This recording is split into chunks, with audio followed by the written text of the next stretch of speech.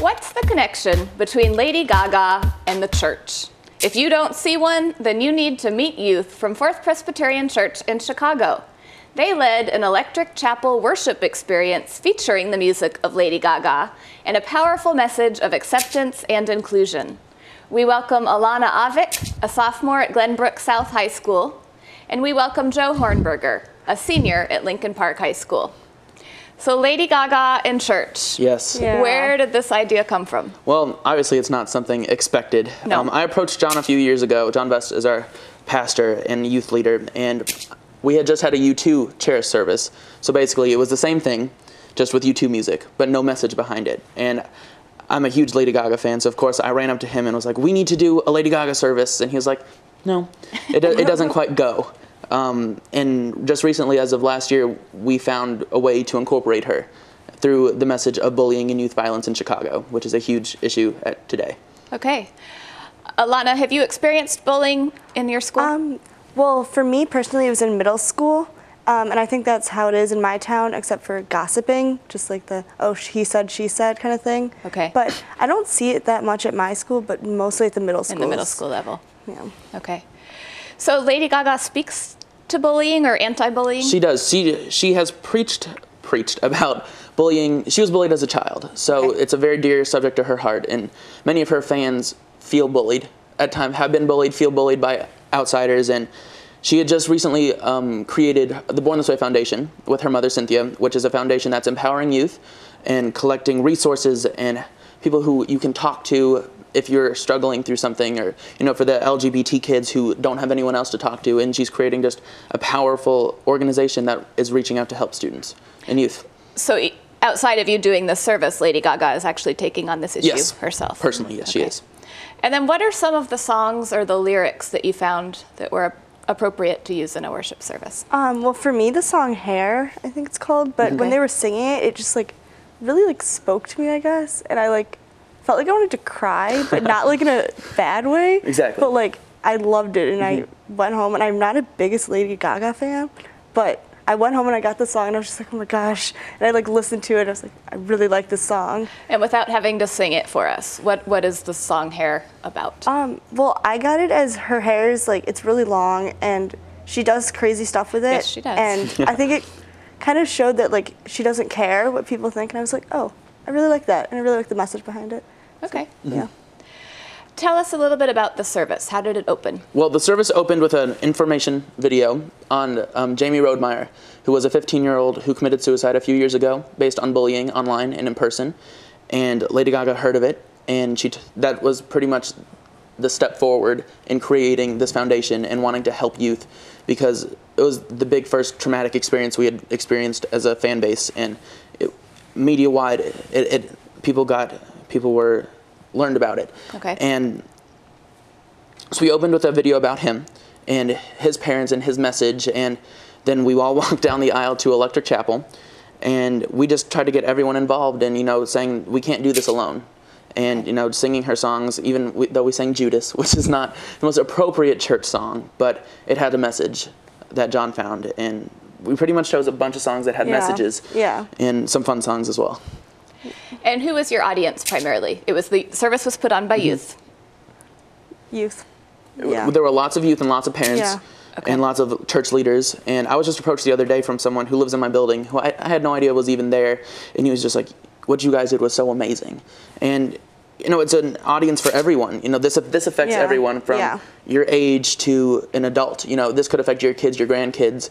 And we need to have a voice. Yeah. And what was so interesting about our service, which was one of the reasons we chose it, is that we are very tired as youth hearing adults talk about it. About bullying. About bullying, exactly. And bullying is completely different from 30 years ago. We have the internet, we have Form Springs, Facebooks, Twitters, when you're behind a computer screen, and they didn't experience that. So it was something different, we thought, youth projecting this image.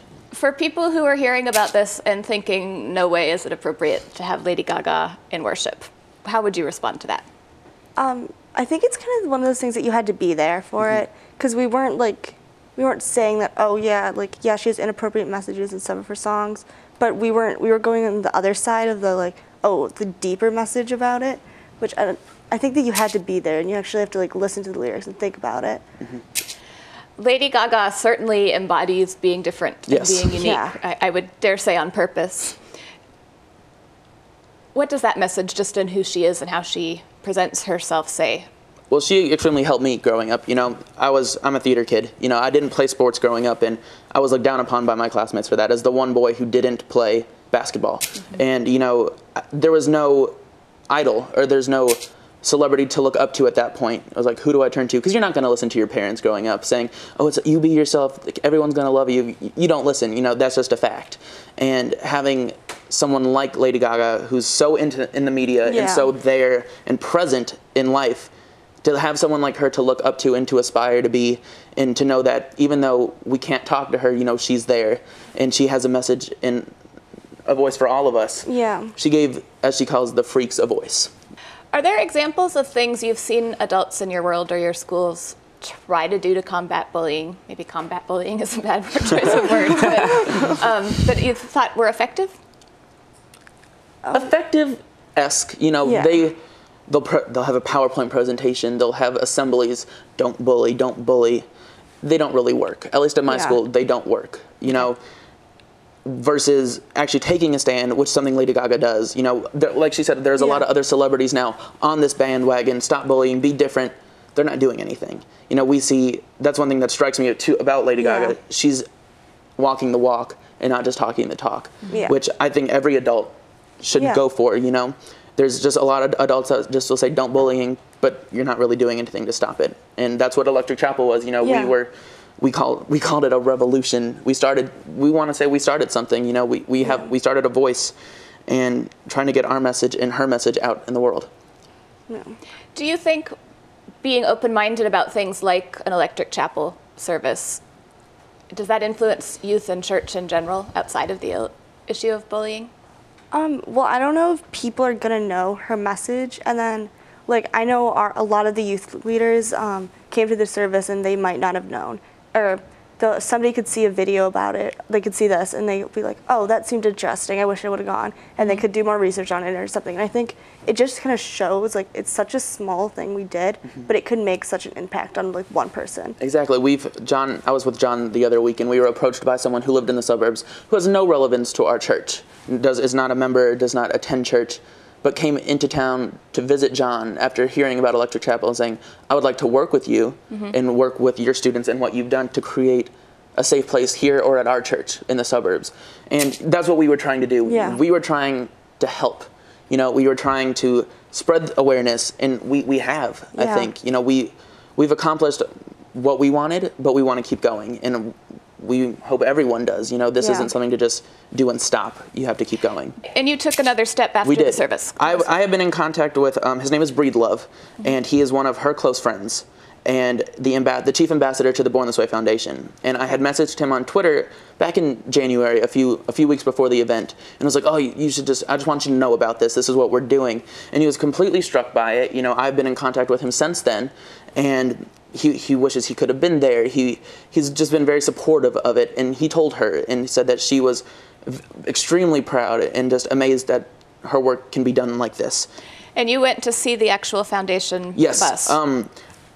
Her bus is something that is a tailgate party, she calls it, at her concerts outside that you can go to before to meet other fans, to talk to officials, adults that if you're having an issue, counselors that you could talk to if you're having issues, and just really have fun as a safe place to go. And with the concert cancellation, the bus was canceled as well, until I got a message the day of from Breedlove saying, you know, we're having a little get together. We would really like you and members from your church to come and just meet with me and just kind of talk about what you guys did, because it's amazing. That's great. Yes.